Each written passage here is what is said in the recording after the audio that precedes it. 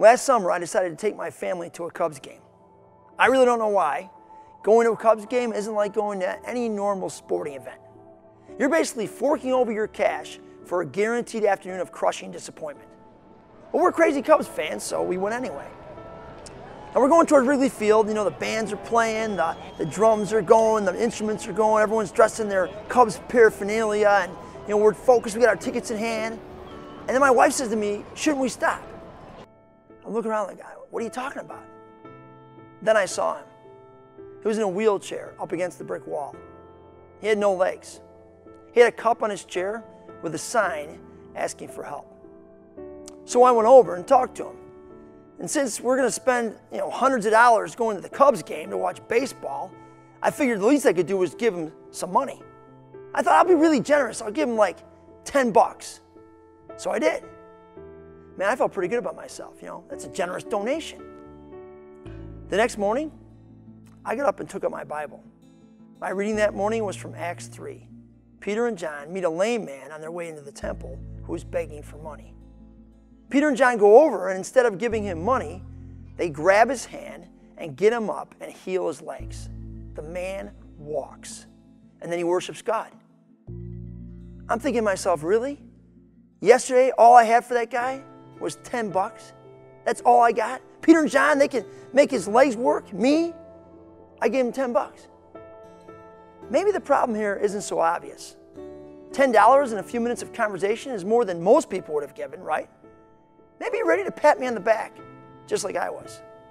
But that passage from Acts hit me hard. Reminded me again how disconnected we are from the world-changing movement that Jesus started. Let's step back for a minute and consider the book of Mark. It's typically thought of as the first gospel written. It's also the most straightforward. And if there's one thing that stands out to me in Mark's gospel, it's this: Jesus moves with authority.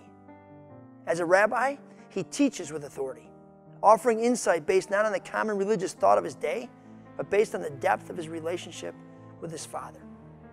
He repeatedly demonstrates authority over evil. His mere presence causes demons to respond, and in every case, he commands them to leave. He has the authority to forgive sins, to calm the sea, and to heal sickness and disease.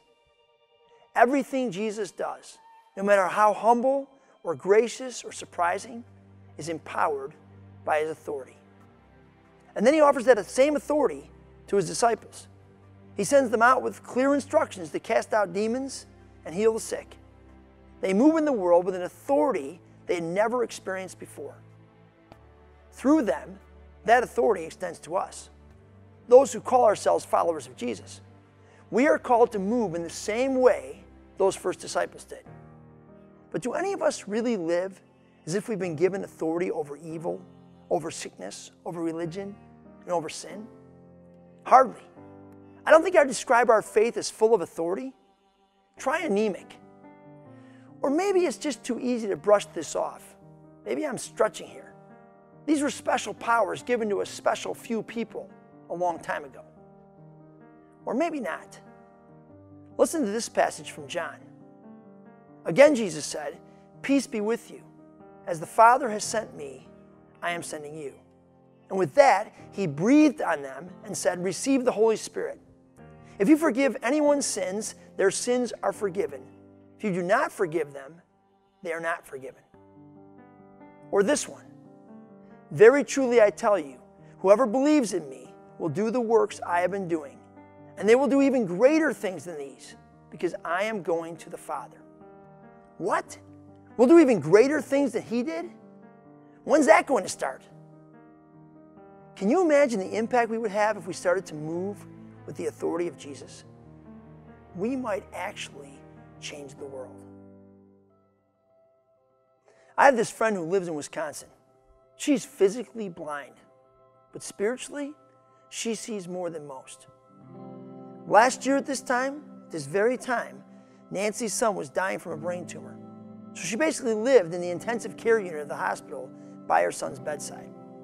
She would sit and pray for her son and also listen to what else was going on in the hallway outside her room. She heard the doctors talking down the hall about a young boy whose condition had worsened and look bleak. So that night, she began to pray for that family and especially for that boy that she had never met.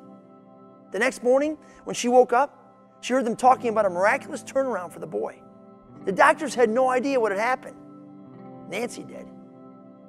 During the same time, Nancy rode the bus back and forth to the hospital. Along the way, she would meet people and she would talk to them.